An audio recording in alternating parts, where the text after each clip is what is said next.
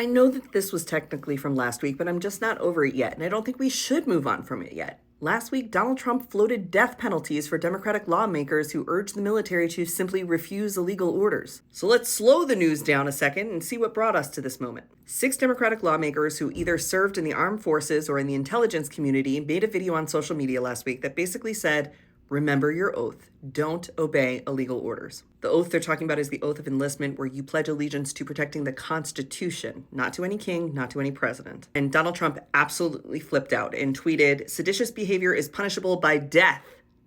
Death. Donald Trump is the president of the United States. When he says something, it's supposed to mean something, and we know to his followers, it does. We can't downplay Pete Hegseth calling these Democratic lawmakers people with stage 4 TDS, or likening them, some of them former veterans who fought in Afghanistan and Iraq, to the Al-Qaeda of the Western Hemisphere. And the problem with today's media landscape isn't just that the news moves on so fast from these truly indefensible moments, but the media landscape is so fragmented and polarized that it's nearly impossible to get the full story in moments like this. Each outlet just pushes out their own narrative and version of events, and then they move on super quickly before you even have time to react or process. That's why ground news has become my main source for gathering news. It helps me step back from the chaos and kind of piece together the big picture of what's going on. It also allows me to compare different outlets that are covering the same story.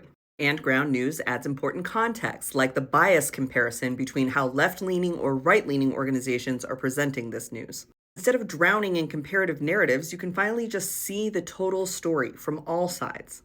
So look, the Pentagon can go and investigate these senators for what Trump is calling so-called seditious words. But thanks to the way that prior court cases about things like January 6th were handled, elected officials have a really high level of immunity from prosecution when it comes to what exactly are seditious words or actions. Yes, these Democratic lawmakers can use the immunity Trump got from the Supreme Court for what he did on January 6th to defend their own words right now. This is the absurdity of things like immunity.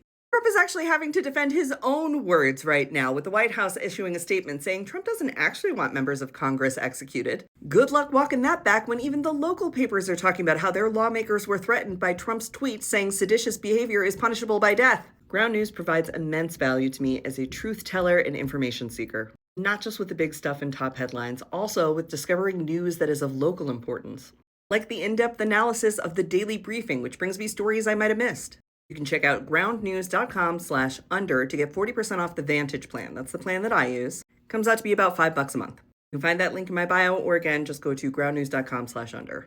They also now include when a story you're following is mentioned on a podcast and the minute it's mentioned at. groundnews.com/under.